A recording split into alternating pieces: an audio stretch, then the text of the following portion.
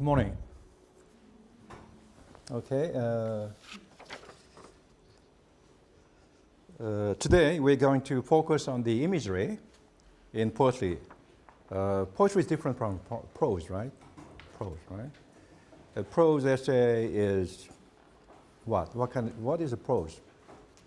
Usually prose has a theme, or prose piece has a story, right? Story. But in a poem, it often does not have a story.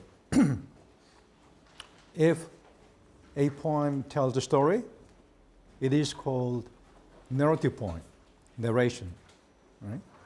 Of course, in the past, there used to be long poem, and it's called epic, epical poem, epic, like in a story. But today we like lyric poetry, So in a lyric poem, a poem shows a lot of things instead of telling a story. So we need what? Images. There is imagery in a poem, right? So it has a lot of images instead of telling a story.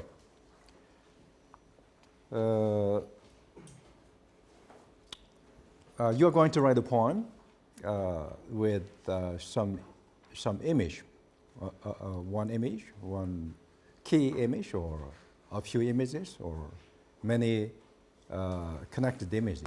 So I'm going to give you the assignment for next week. Everyone got the textbook with you? The Poet's Companion, right? A guide to the pleasures of writing poetry. Okay. If you go to page 92,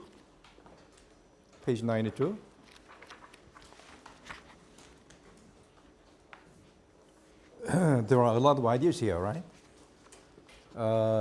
Taking one of the ideas, you can write a poem, right? Your own poem, right? For example, idea 2. This is a very good idea, right? All of you can keep a notebook. Keep an image notebook, image notebook, for at least a month, for a month. Keep a notebook of images. Write down the sights, sounds, taste, smells, and sensations of your life. These are good seeds for future poems. Take an image you've noted and try to expand it with lots of descriptions and with your ideas and feelings about that image, right? Get an image and put down a lot of ideas about that image in your notebook, and it will become a wonderful poem. This is a good idea, right? Okay, idea 3. Have you seen a painting by Vincent van Gogh? A painting of a pair of shoes, a painting of a pair of shoes. Did you see? This is a very famous painting. Describe a pair of shoes in such a way that a reader will think of death. Do not mention death in the poem, right? Describe a pair of shoes so that your poem could remind the reader of death. But in your poem, never use any words such as killing, dying, suicide, things like that. But describe a pair of shoes that reminds you that somebody jumped off the cliff or things like that, right? It will make an interesting poem, right? Okay, another idea. Write a poem composed primarily of auditory images, hearing, right? Auditory images, listening, right? And another idea. They say our sense of smell is the most primitive. Sense of smell is most primitive. That a scent, smell, can take us back instantly into a memory. write down some smells that are appealing to you. For each one, describe the memory or experience associated with that smell, making sure you bring in the other senses in your description. Write a poem for each smell. For starters, you might title a poem with the triggering smell. Roses, Chanel number 5. Do you like the Chanel number 5? One of the best smells, right? Garlic. Do you like garlic? Garlic. Do the same for smells that you particularly dislike. Some smell you don't like, right? Write about the poem. Okay, another idea. Take an image from a movie, from a film, something that impresses itself on your memory, something that impresses yourself on your memory, and write about it in your poem. Describe the image or scene, and then try to talk about it, about why it made such an impression. Okay. Finally, another idea. The last idea. Describe a painting. All right. Look at a painting or a photograph, not an abstract one. If you look at the abstract painting, it's difficult to describe it because there's no form in it.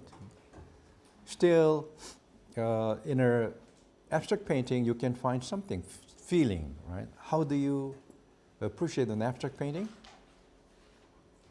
Right? You look at it, feel something, right? There's no, there are no figures, no flowers, no apples. Still, there are feelings in it, right? So, but not an abstract painting, but something that pictures people or objects in it, as though the scene is really happening. Animate it with movement, speech, story.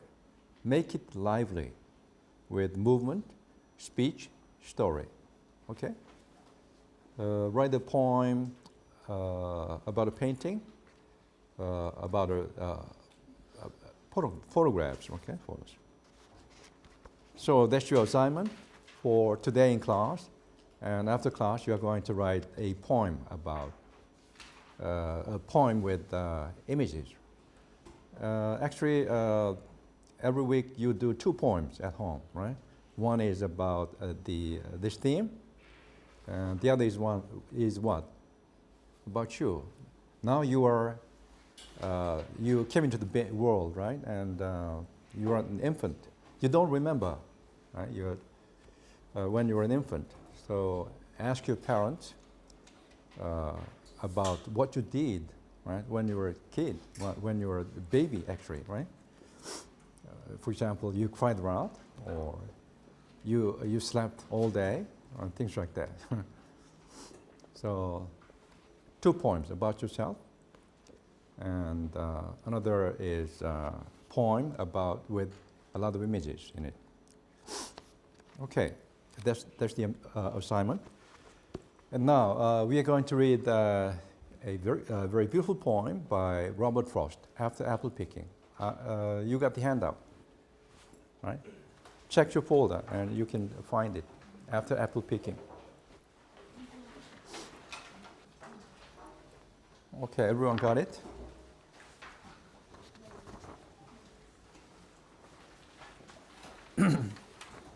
I took this poem from this book, the Norton Anthology, American Literature.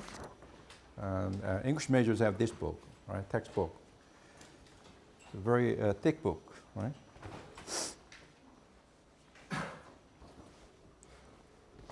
After apple picking, my long 2-pointed ladder sticking through a tree toward heaven still. My long 2-pointed ladder is sticking through a tree toward heaven still. You can remember, right? You can, if you lived in the countryside, near an apple orchard, right? My long 2-pointed ladder sticking through a tree toward heaven still. And there is a barrel. There is a barrel that I didn't feel beside it. And there may be 2 or 3 apples I didn't pick upon some bough. And I'm done with the apple picking now. Essence of winter sleep is on the night. Essence of winter sleep is on the night. The scent of apples, the smell of apples, I'm drowsing off. I cannot rob the strangeness from my sight. I got from looking through a pane of glass. I skimmed this morning from the drinking trough and held against the world of hoary grass. It melted and I let it fall and break. But I was well upon my way to sleep before it fell, and I could tell what form my dreaming was about to take. Magnified apples appear and disappear, stem end, blossom end, every flag of russet showing clear. My instep arch not only keeps the ache, it keeps the pressure of a leather round. I feel the leather sway as the boughs bend. I keep hearing from the cellar bin the rumbling sound of load and load of apples coming in, for I have had too much of apple picking. I'm overtired of the great harvest I myself desired. There were 10,000 fruit to touch, cherish in hand, live down, and not let fall. For all that struck the earth, no matter if not pushed or spiked with stubble, went surely to the cider apple heap as of no worth. One can see what will trouble this sleep of mine, whatever sleep it is. Were he not gone, the woodchuck could say whether it's like his long sleep, as I describe is coming on, or just some human sleep. The poem ends philosophizing, right?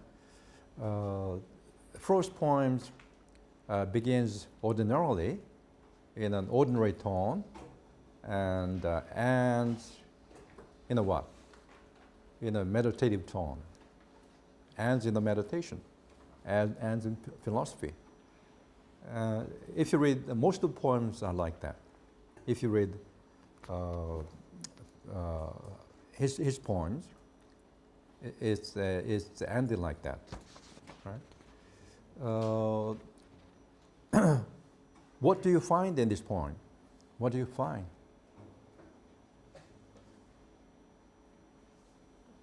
Different kinds of senses, right? Hearing, seeing, touching, things like that. Do you find it? Do you find it? Right? Let's go back to the beginning. My first 2-point ladder is sticking through a tree toward heaven's dale.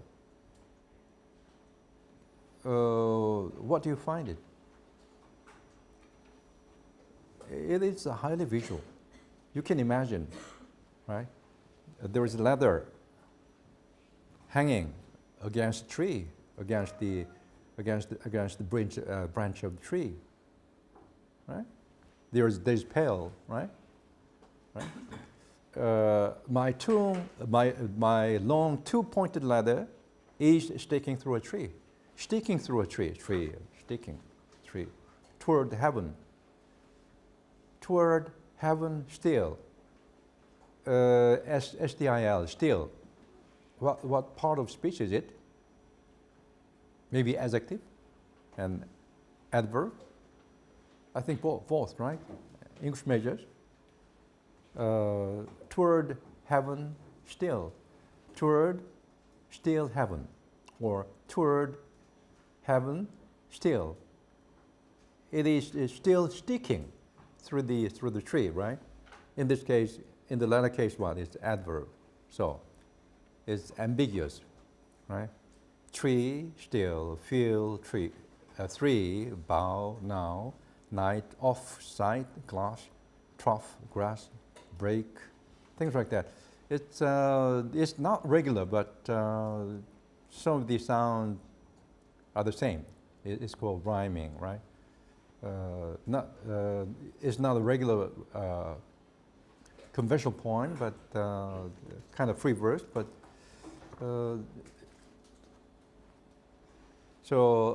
this is the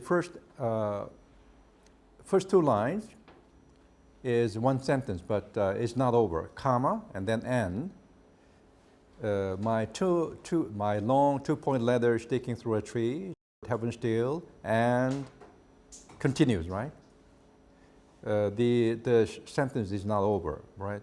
Comma, and there's a barrel, a pail, right? A barrel that I didn't feel. So there are some apples in it, but it's not full of apples, right? I didn't peel. Beside it. Beside what? Beside the letter, right? Beside it. And each sentence is connected and, right? Why? Why didn't the poet use period? Why? It's important, right? If you put a period, it's over, right? And then you expect a different thing. But in here, the poet uses and before and, comma, and comma, and comma. Things like that, right? So, and beside it. And there may be 2 or 3 apples. Again, 2 or 3 apples. The different line. 2 or 3, then in the following line, apples. If you say 2 or 3 apples, 2 or 3 apples, right? 2 or 3 apples, I didn't pick. It's like ordinary speech, but you change the line. Then 2 or 3 apples I didn't pick. It's much better, the rhythm, right? It's more beautiful, right? And give some pose, right? 2 or 3 apples I didn't pick. Upon some bough, right? Some bough, branch, big branch, some bough. Then period, right? How many lines are there in this sentence? 1, 2, 3, 4, 5. 5 lines. This is one sentence. And then how many smaller sentences are there in this sentence? How many connector, how many ands are there in it? Line 3 and line 4 and, right. So, right. So if you put in a line, how will it sound like? Sounds, right? My long pointed leather sticking through a tree toward the heaven still, and there's a barrel that I didn't fill, and beside it there may be 2 or 3 apples I didn't pick upon some bough. Kind of boring, right? So that's the way. When you write, you have to decide whether you will continue in the line or change the lines. So it's important, right? So when you write a poem, right? So we can learn from him. But I'm done with apple picking now. Here, the sentence is short, right? But I'm done with apple picking now. Period, right? So, and then period. Why did he use period here? He is going to say something else. He is going to move on to another thing. That's why.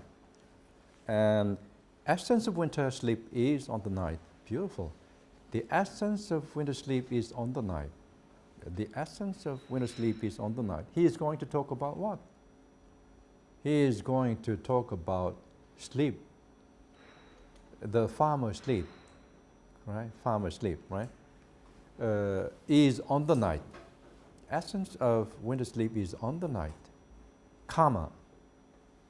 This is good, very good. Look at this, comma. The scent of apples. The essence with the night, what is it? You wonder, right? What is it? And then the poet explains it. It is the scent of apples. So, essence of winter sleep means what? Actually, the scent of apples, right? Scent of apples is what? In the air, right? So, essence of winter sleep is on the night, the scent of apples, comma. And then look at the punctuation. What is it? Colon, right? What is use of colon? When you enumerate something, when you illustrate something, you use comma. And you can use the phrase, for example, instead of colon, in a conversation. But in a poem, if you say, for example, does it sound like a poem? No. So colon is very good, right? No.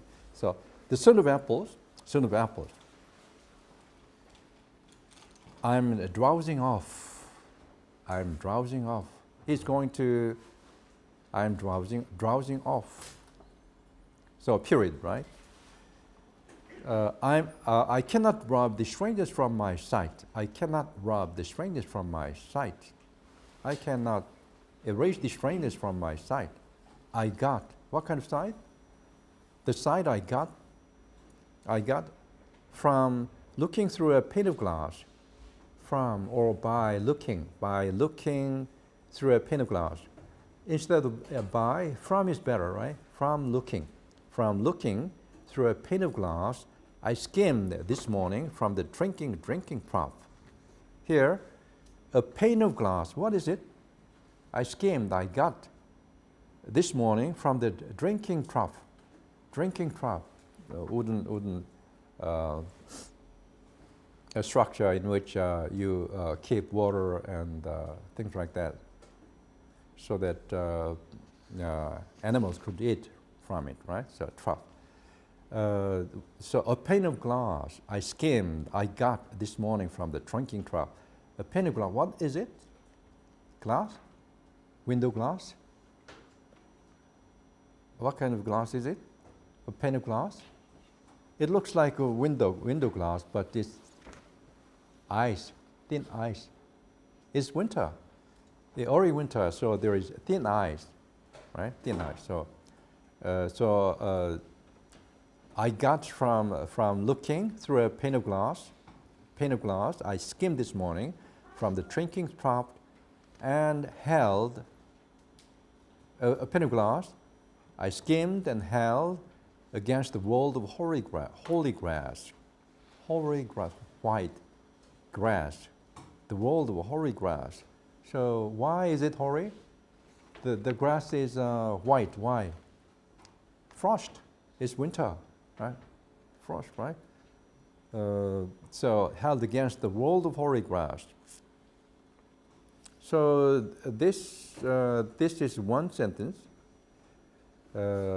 I cannot rob the strangers from my sight. I got from looking through a pane of glass. I skimmed this morning from the drinking trough, and held against the world of hoary grass.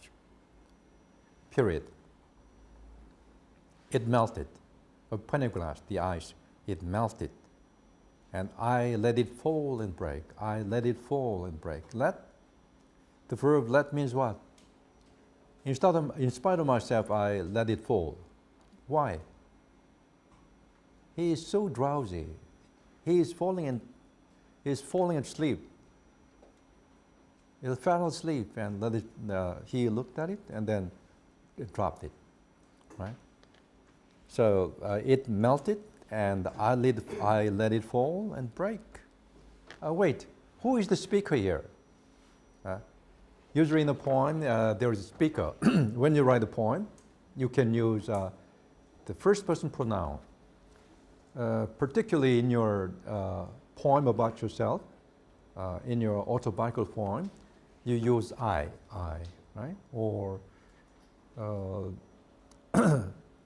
if you want to make it distant from you, from yourself, you can use he or she, right? Or there is a speaker. The person who speaks in the poem is the speaker. Or sometimes we use it narrator, but narrator is a person who tells a story, narrator. So the speaker is better, right? Or sometimes you can use the poet in the poem. Or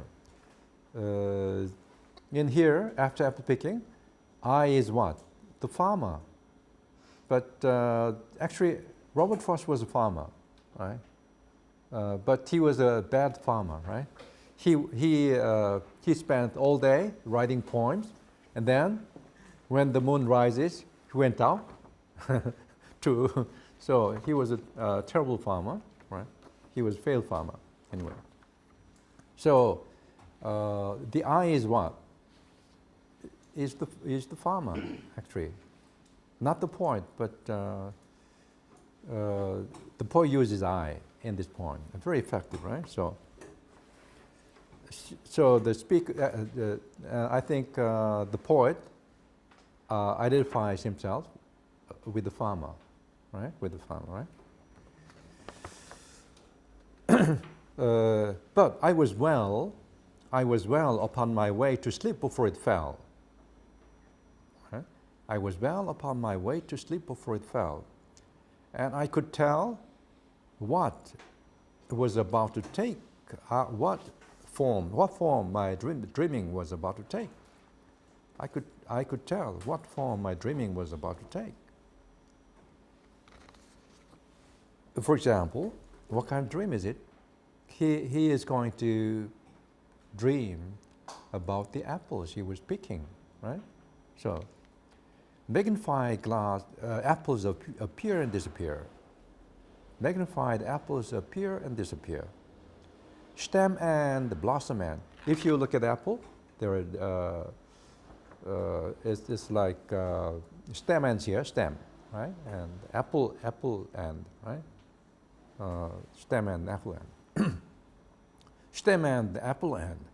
And every fleck of russet showing clear.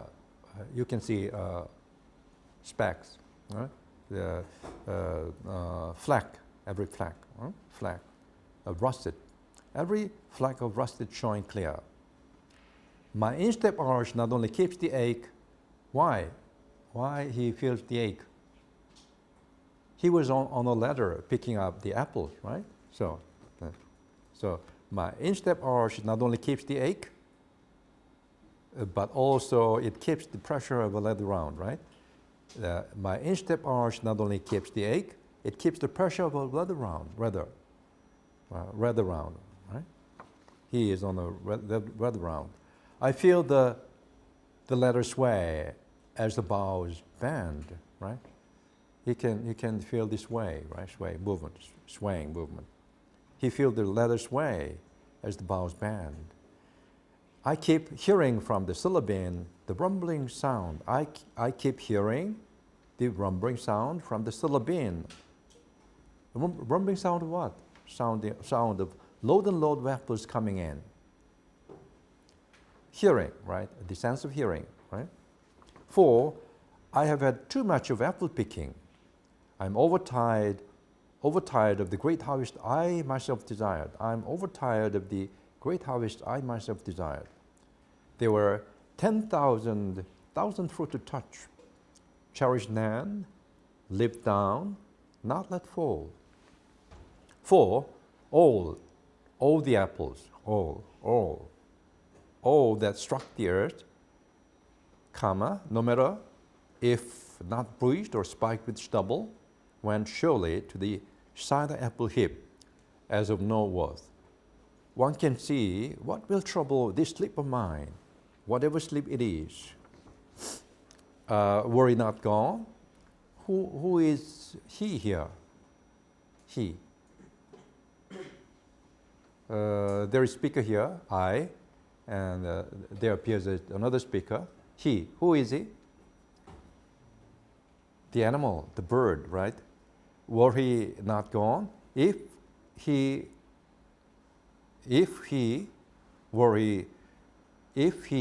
was not gone, if he were not gone, right? The woodchuck could say whether it's like his long sleep. Actually, the woodchuck went away.